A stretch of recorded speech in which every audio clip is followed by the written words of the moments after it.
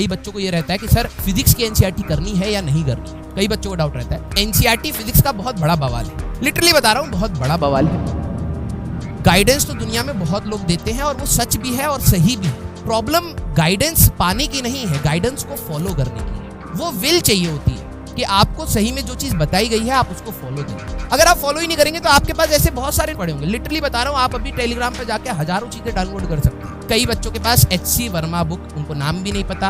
अगर नाम नहीं पता तो HC Verma book, although piracy ये सब सारी चीजें गलत बात है, लेकिन ठीक है यार, HC वर्मा सर इस चीज के लिए बुरा नहीं मानेंगे, बच्चों का फायदा ही होगा। जो बुक नहीं खरीद सकते हैं वो डाउनलोड कर सकते हैं। कई बच्चों को ये रहता है कि सर फिजिक्स की एनसीईआरटी करनी है या नहीं करनी है। कई बच्चों को डाउट रहता है। एनसीईआरटी फिजिक्स का बहुत बड़ा बवाल है, लिटरली बता रहा हूँ, बहुत बड़ा बवाल है। मैथ्स की अगर आपने एनसीईआरटी देखी हो और मैथ्स का आशीष सर का कंटेंट अगर आप देखोगे तो आपको लगेगा ये क्या है भाई। अगर आप मेरे से पढ़े या किसी भी फिजिक्स के टीचर से पढ़े और आज जब आप एनसीईआरटी लगाने जाएंगे तो आप कहोगे भाई बड़ा गैप है। अब बात यह है कि फिजिक्स की जो थ्योरी आपको क्लास में पढ़ाई जा रही है that is a relevant point कि आपके एग्जाम और स्कूल के पॉइंट ऑफ व्यू से जो जिस प्रकार के क्वेश्चन पूछे जा रहे हैं उसी के अराउंड हम लोगों ने थ्योरी बना दी। और थ्योरी को कंप्लीट है, ये नहीं है कि कुछ छूट रहा है, थ्योरी कंप्लीट है, लेकिन वो आपके एग्जाम पॉइंट ऑफ व्यू से जाता है। एनसीईआरटी मैं ये नहीं कह रहा कि वो हमारे एग्जाम पॉइंट ऑफ व्यू से नहीं है, बट उसके कुछ चीजें हैं जो मैं आपको बताऊंगा। तो मैं आपको एक रिकमेंड करूंगा एक चीज बस लेने के लिए, दैट इज PYQs। आपको ये PYQs की बुक, अब PYQ क्या है? Past year questions, past year के क्वेश्चंस।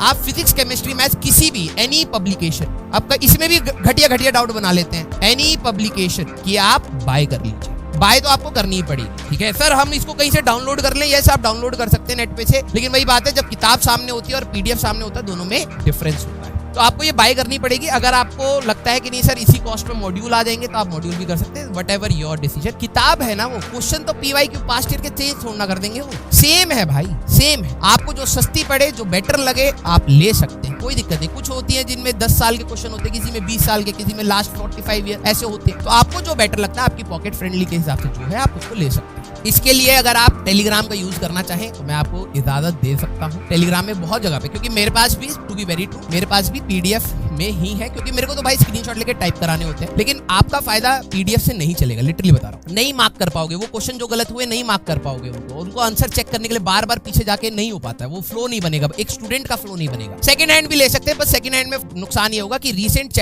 ईयर्स के जो क्वेश्चन है वो आपको नहीं मिलेंगे। तो मैं कहता हूँ लेटेस्ट एडिशन, जैसी अभी ये आपका ये वाला अटेम्प्ट हो जाएगा, फिर इसके बाद जो नई पब्लिकेशन आएगी इसमें इस साल के भी क्वेश्चन जुड़ जाएंगे, फिर आप ले लीजिए। और अगर आपको और भी कोई ऐसी चीज है जो जेन्युइन है, अगर आपको पूछनी है तो आप कमेंट सेक्शन में बता सकते हैं, मैं उसके ऊपर आपको गाइड कर सकता हूँ।